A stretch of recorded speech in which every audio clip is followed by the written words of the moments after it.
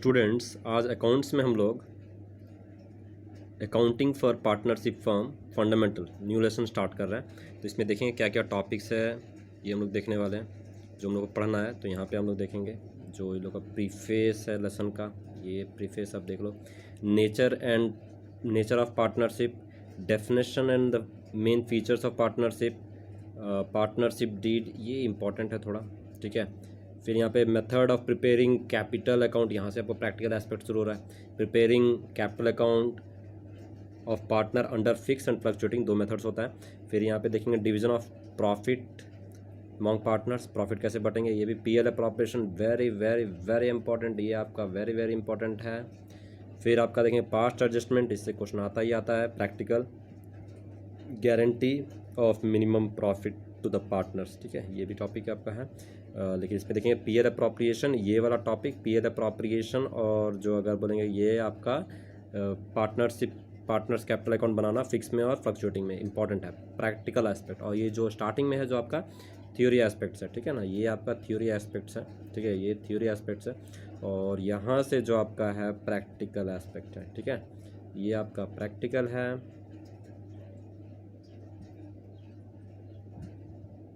और ये आपका थ्योरी है, ठीक है, ये ध्यान देंगे। अब हम लोग स्टार्ट करते हैं। आज हम लोग सिर्फ डेफिनेशन समझेंगे, पार्टनरशिप का डेफिनेशन क्या होता है, कैरेक्टरिस्टिक्स क्या होता है, एलएलपी के बारे में समझेंगे, और डिफरेंशिएशन, ठीक है, और राइट्स है, ठीक है। तो ये आप समझेंगे, थोड़ा सा बेसिक, मतलब आपका थियोरेटिकल एस्पेक्ट भी अच्छा होना चाहिए। सबसे पहले देखेंगे यहाँ पे पार्टनरशिप का मीनिंग क्या होता है। तो यहाँ पे देखेंगे डेफिनेशन, यहाँ पे डेफिनेशन लोग देखेंगे। Definition of partnership, section 4 of the Indian partnership act 1932 defines partnership as follows, ठीक है। पार्टनरशिप क्या बोलता है, यहाँ पे देखेंगे partnership is the relationship between persons who have agreed to share the profits of the business carried on by all or any of them acting for all। देखिए सरल भाषा में बात करना चाहते हैं। देखिए पार्टनरशिप का मतलब यहाँ पे जो कि वो एक से अधिक होना चाहिए, टू और मोर लोग, टू और मोर पीपल्स होना चाहिए, जो कि आ करके एक नहीं होता, वो लोग एक बिज़नेस करने का फैसला करते हैं, जो कि यहाँ पे एग्रीमेंट के आधार पे, मतलब वो लोग एग्रीमेंट करते हैं कि ठीक है अगर फ़ायदा होगा तो हम लोग इसी रेशियो में पैसे बांटेंगे, और अगर पैसे आएंगे तो किस रेशियो में कौन कितना लाएगा, सभी एग्रीमेंट में, ठीक है, करार या अनुबंध किया जाता है। एक उन लोग का डील होता है, बहुत सारा समझौता होता है, रिटर्न होता है वो भी, ठीक है। तो मतलब ऑप्शन होता है कि आप रिटर्न कर लो या ऑल कर लो, बट रिटर्न इंपॉर्टेंट होता है, ठीक है। रिटर्न होने से ज़्यादा फ़ायदा होता है लॉ लीगली। और यहाँ पे देखेंगे चाहेंगे तो एक वो बिज़नेस में एक्टिविटीज़ वो एक्टिवली कार्य करे, और एक पार्टनर या बाकी पार्टनर्स इनएक्टिव हो सकते हैं। लेकिन यहाँ पे सभी, मतलब कई दो से अधिक लोग पार्टनर्स आते हैं, बिजनेस करते हैं, और यहाँ पे एग्रीड्स, मतलब एग्रीमेंट के हिसाब से, या पार्टनरशिप डीड्स को कहा जाता है, उसके हिसाब से जो भी रूल्स और रेगुलेशंस लोग बनाते हैं उसको फॉलो करना पड़ता है, ठीक है। तो यहाँ पे देखेंगे अब फीचर्स क्या है, अब तो विस्तार जाएंगे इसमें, ठीक है। इसमें फीचर्स क्या है ये देखने वाले हैं। तो पहला तो 2 और मोर पर्सन होना चाहिए, 2 या अधिक लोग होना चाहिए, ठीक है। There must be at least 2 persons to form the partnership. Partnership act does not specify, देखिए पार्टनरशिप एक्ट 1932 ये कुछ नहीं कहता कि इसमें कितने मेंबर्स, ठीक है, मैक्सिमम होना चाहिए। देखिए मैक्सिमम कितना, मिनिमम तो कंफर्म है कि आपका 2 होना चाहिए, क्योंकि एक से वो सोल प्रॉपर्टीशिप हो जाता है, ठीक है। तो 2 तो होना ही चाहिए। लेकिन यहाँ मैक्सिमम के बारे में पार्टनरशिप एक्ट 1932 कुछ नहीं कहता है। देखिए यहाँ पे लिखा हुआ partnership act does not specify the maximum number of person, but section 464, यहाँ देखिए ये इंपॉर्टेंट हो गया, section 464 of the Indian companies act 2013, ठीक है, मतलब 464 जो आपका सेक्शन है जो कंपनीज एक्ट 2013 का, वो रेस्ट्रिक्ट करता है कि नहीं 50 ही होना चाहिए, मैक्सिमम कितना होना चाहिए 50। तो ये आप याद रखिए, 1 मार्क क्वेश्चन यहाँ से आप बन सकता है, ठीक है। फिर आपका सेकंड फीचर देखिए क्या है, एग्रीमेंट होता है, मतलब आप अनुबंध बोल सकते हैं, समझौता बोल सकते हैं, करार होते हैं आप बोल सकते हैं, मतलब एक रिटर्न डॉक्यूमेंट होता है जिसमें सभी अपना सहमति जताते हैं बाय सिग्नेचर, ठीक है। ये नहीं कि सिर्फ मौखिक तौर से बोल दिए, मतलब वहाँ पे चीटिंग वूटिंग या बोलते बहुत फ्रॉड होने का संभावना होता है। ये देखेंगे एग्रीमेंट देखेंगे, partnership is the result of an agreement, मतलब एग्रीमेंट के आधार पे ये अस्तित्व में आता है, मतलब एग्रीमेंट नहीं तो ये अस्तित्व में नहीं पार्टनरशिप। ये सरल भाषा में आप समझिए, ठीक है। It must come in to the existence by the agreement not by an operation of law, ठीक है। मतलब ये कोई कानून के तहत ये नहीं होता कि पार्टनरशिप एक्ट 1932 के कारण ये क्या बोलते हैं आपका ये एग्जिस्टेंस में आता है, ऐसा नहीं है। ये एग्रीमेंट के कारण ये एग्जिस्टेंस में आता है। On the contrary Hindu undivided family comes into existence by operation of law, लेकिन हिंदू अनडिवाइडेड फैमिली अगर उसमें कोई बिजनेस है, ठीक है ना, जो अनडिवाइडेड फैमिली नहीं है, तो वहाँ पर देखिए वहाँ पे आपका हिंदू एक्ट जो आपका है वो लागू हो जाता है, ठीक है। जहाँ पे अगर फैमिली में बॉर्न होने पे ही वो कोपार्सन नर्स बन जाते हैं और सबसे बड़ा रहता है कर्ता बन जाते हैं और फैमिली में उसको शेयर मिलना होता है, सो एंड सो, ठीक है। तो ये समझने वाला बात है। फिर यहाँ पे देखेंगे तीसरा आपका है थर्ड है existence of business and profit motive. देखिए यहाँ पे कोई बिजनेस होना चाहिए, ऐसा नहीं कि पार्टनरशिप कर लें कोई बिजनेस है ही नहीं, ठीक है। तो पहला चीज़ बिजनेस होना चाहिए, ठीक है। Partnership can be form for the purpose of carrying some business with the intention of earning profit and business must be legal, और जो भी आप बिजनेस कर रहे हैं वो वैध होना चाहिए, सही होना चाहिए। A joint ownership of some property by itself can not be called as partnership, ठीक है। मान लीजिए कोई प्रॉपर्टी है, उसमें सभी जॉइंट ओनर्स हैं, सभी उसमें मालिक हैं, इसका मतलब ये नहीं कि वो पार्टनरशिप, ऐसा नहीं है, ठीक है। मतलब वो बिजनेस होना चाहिए, वो भी लीगल लॉफुल बिजनेस होना चाहिए, ठीक है, मतलब कानूनी तरह से वैध होना चाहिए। फिर यहाँ पे देखेंगे फोर्थ में देखेंगे शेयरिंग ऑफ प्रॉफिट, ठीक है। यहाँ पे प्रॉफिट्स डिस्ट्रीब्यूट करना है। Agreement between the partner must aimed at sharing the profits of the business. If some person joint hand to run some charitable activity it will not be called as partnership. अगर मान लीजिए कोई ऐसा संस्था जो समाज के हित में आप चैरिटी संस्था बना रहे हैं, वो सब पार्टनरशिप नहीं कहलाएगा क्योंकि उसका प्रॉफिट मोटिव नहीं होता है, ठीक है। Further if the partner is deprived of his right to share the profit of the business he can not be called a partner, ठीक है। अगर मान लीजिए किसी को उसका राइट जो प्रॉफिट मिलना चाहिए उससे वंचित किया जा रहा है तो भी पार्टनर नहीं कहलाएगा, पार्टनरशिप नहीं कहलाएगा। But is not compulsory that all partners should be share losses, लेकिन ये चीज़ रोचक चीज़ है कि सभी को लॉस में भागीदारी रहना अनिवार्य नहीं है, ठीक है। मतलब जो भी एग्रीमेंट में लिखा हुआ है कि कुछ पार्टनर्स लॉफुल लाइबल बनेंगे, मतलब उनका दायित्व होगा कि वो जो भी कंपनी का लॉसेस हुआ वो भरेंगे, तो वो भरना पड़ेगा, और जिनका एग्रीमेंट में नहीं लिखा हुआ तो वो नहीं भरेंगे। जैसे अंडर 18 वाले अगर बन जाते हैं, ठीक है, जिसको माइनर पार्टनर बोलते हैं, तो उसको वंचित किया जाता है, माफ़ किया जाता है कि ठीक है लॉस में आप नहीं शेयर करेंगे लेकिन प्रॉफिट में आपको मिलेगा ही मिलेगा। मतलब प्रॉफिट मैंडेटरी है कि सभी को मिलना है, ठीक है ना, sharing of profit, this is what I think. अब fifth we are going to see of fifth है आपका रिलेशनशिप। यहाँ पे देखेंगे रिलेशनशिप होता है, सबके बीच में क्या संबंध होता है, प्रिंसिपल और एजेंट का। मतलब एक कोई प्रिंसिपल एक्ट करता है, बाकी एजेंट करता है। मान लीजिए कोई एक्टिविटी हो रहा है, ठीक है, यहाँ पे देखिए क्लियर लिखा हुआ है each partner is agent as well as partner और principal, you can say as agent because he can bind the other partner by his act. मतलब अपना काम से वो बाकी लोगों को बांध या बाधित कर सकता है कि भैया आपको भी ये कार्य में सहपाठी बनना पड़ेगा, ठीक है। प्रिंसिपल कैसे, देखिए because he himself can be bound by the act, मतलब वो खुद अगर मान लीजिए कि सभी कोई कार्य कर रहे हैं तो आप भी उसमें आपको भागीदारी करना पड़ता है, तो आप प्रिंसिपल उधर से, ठीक है, बेसिकली आप एक बेबस हो जाते हैं कि जब सभी पार्टनर से एक काम कर रहे हैं तो आप भी बेबस हो जाते हैं कि आपको करना है एग्रीमेंट के तहत, ठीक है, एग्रीमेंट में मेंशन है तो you have to do.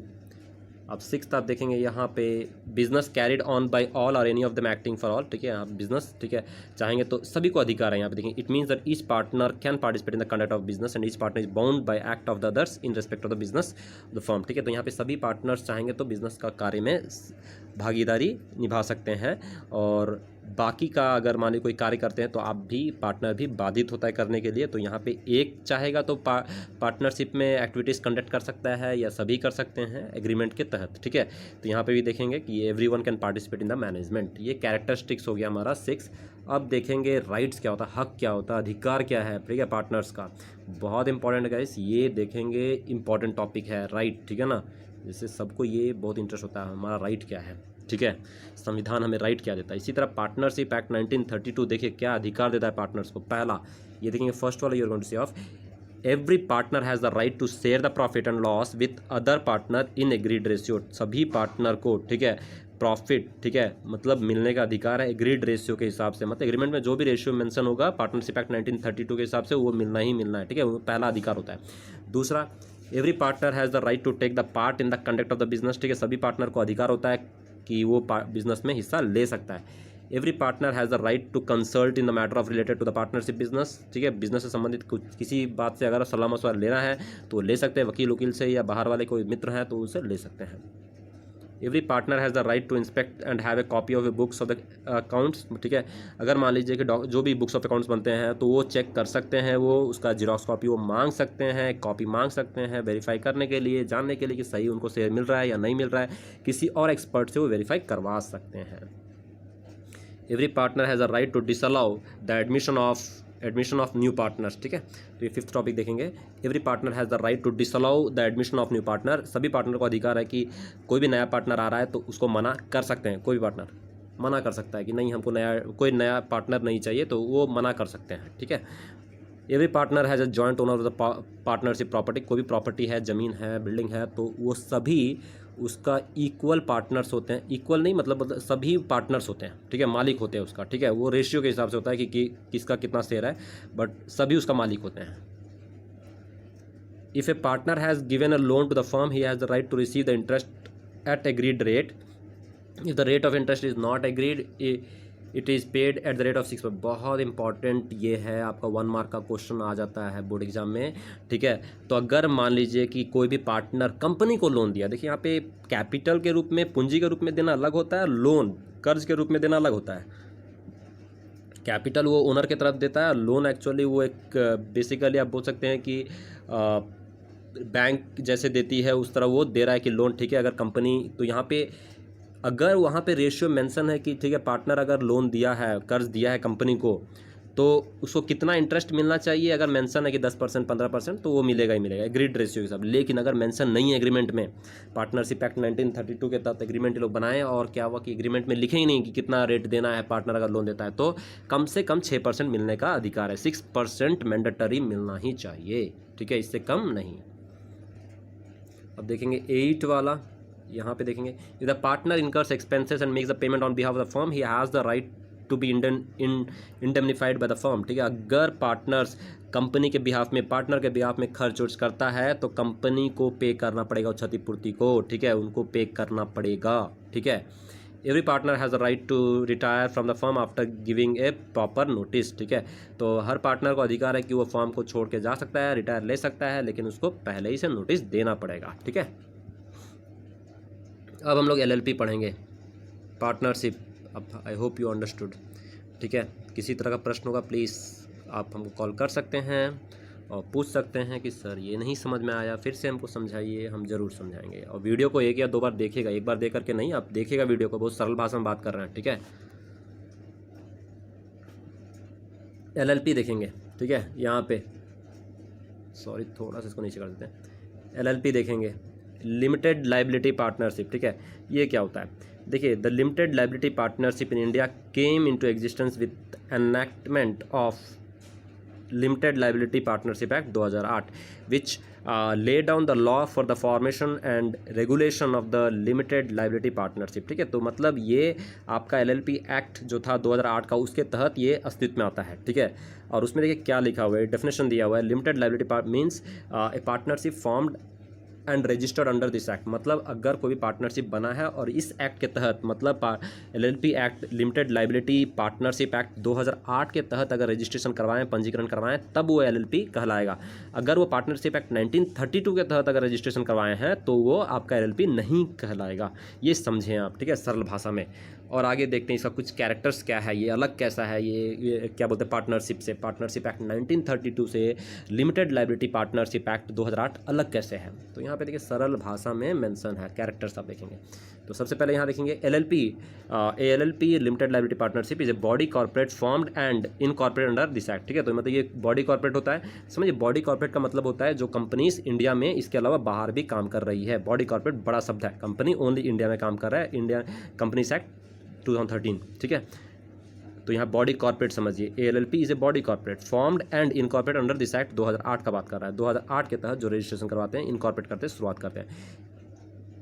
It is a legal entity separate from its owner. तो यहाँ पे कंपनी मतलब एलएलपी और क्या बोलते हैं मालिक अलग अलग होते हैं, ठीक है। तो यहाँ पे देखिए क्लियर पार्टनरशिप से हम पहले ही सेंटेंस से अलग कर रहे हैं कि वो पार्टनरशिप एक्ट 1932 के तहत वो अस्तित्व में आता है, ये आपका तो लेकिन उसमें एग्रीमेंट ज़्यादा इंपॉर्टेंट रहता है। एग्रीमेंट अस्तित्व में लाने का मेन कारण होता है, जो कि उसमें एक्ट होता है पार्टनरशिप एक्ट 1932, लेकिन मैंडेटरी नहीं बोलता कि रजिस्ट्रेशन करवाइए, ऐसा नहीं।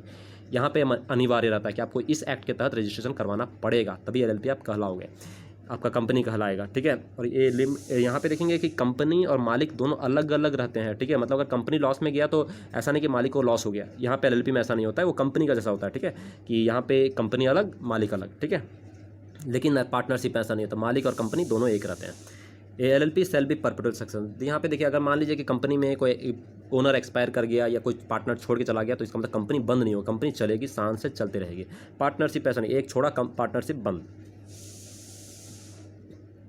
तो नया पार्टनरशिप मोड को फॉर्म करना। Any change in the LLP shall not affect the existence rights and the liabilities of the LLP. देखिए यहाँ पे अगर कोई पार्टनर कोई छोड़ के अगर जाता है तो एलएलपी को किसी तरह का प्रभाव, नकारात्मक प्रभाव नहीं पड़ेगा, राइट्स और लायबिलिटीज उसी तरह रहेगा, ठीक है। उसी तरह राइट्स में मतलब उसका अधिकार में या दायित्व में, मतलब उसको जो पे करना है उसमें किसी तरह परिवर्तन नहीं आएगा, ठीक है, जो कि पार्टनरशिप में तो बंद ही हो जाता है, ठीक है, फिर नया पार्टनरशिप बनता है।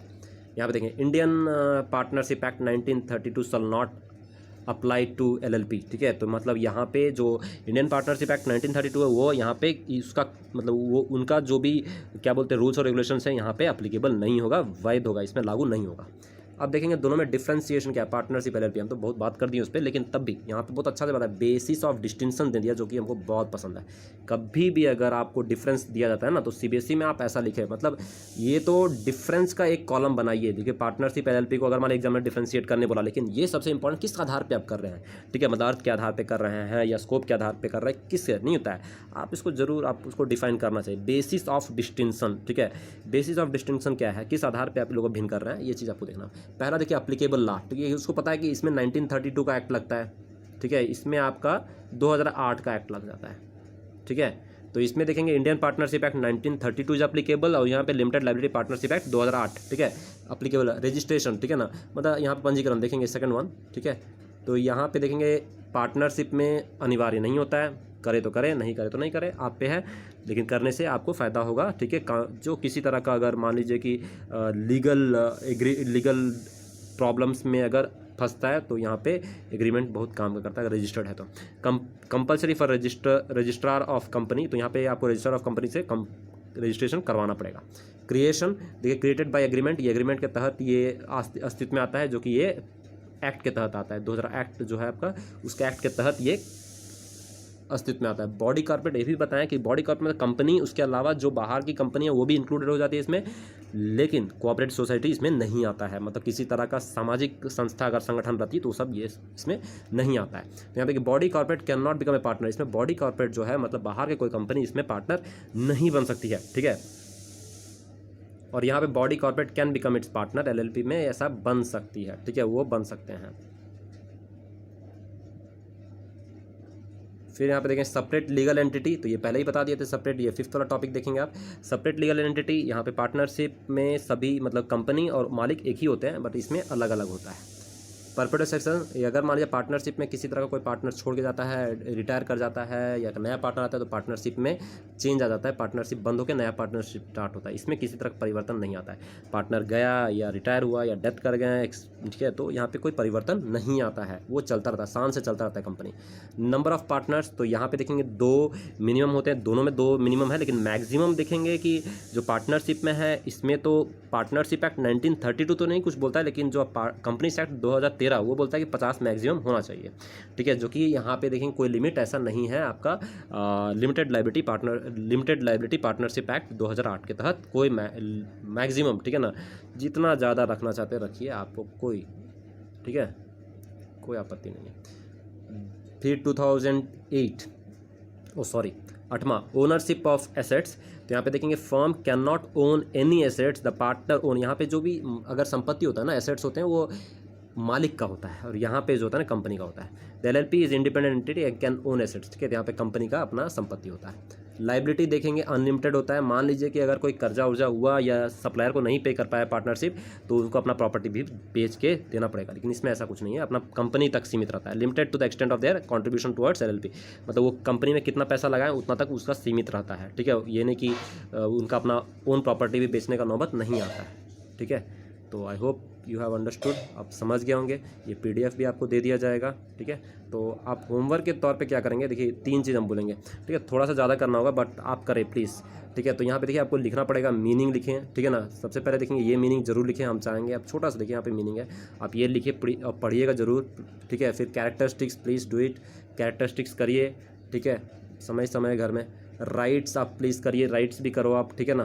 फिर उसके बाद अगर ये आप इसको एक्सक्लूड करना चाहते हैं तो एक्सक्लूड कर लीजिए, ठीक है। और इसको जरूर करिए, ये एग्ज़ाम में आने का चांसेस बहुत है, ठीक है ना। ये जो डिफ्रेंसिएशन है ये एग्ज़ाम में पूछने का कई चांसेस है, और ठीक है। तो अभी तो नहीं, बिजनेस स्टडी में ज़्यादा ये इस आधार पे पूछा है, लेकिन हम जितना मानते हैं कि CBSE अकाउंट्स में भी ऐसा करता है, कर सकता है, ठीक है, कि वो आपसे पूछ सकता है, ठीक है, कि इस बेसिस पे आप डिफ्रेंशिएट करिए, ये पूछ सकता है। तो प्लीज़, ठीक है, तो डिफ्रेंशिएशन को ज़्यादा इंपॉर्टेंस दीजिए, किस आधार पे किया गया, क्योंकि एग्जाम में ऐसे ही 1 या 2 मार्क्स पूछता है, और बेसिस ऑफ डिस्टिंक्शन बता देता है कि आप पार्टनरशिप और LLP के बीच में डिफ्रेंशिएट करिए अप्लीकेबल लॉ के हिसाब से या बॉडी कॉर्पोरेट के हिसाब से, मतलब वो बताते हैं, ठीक है।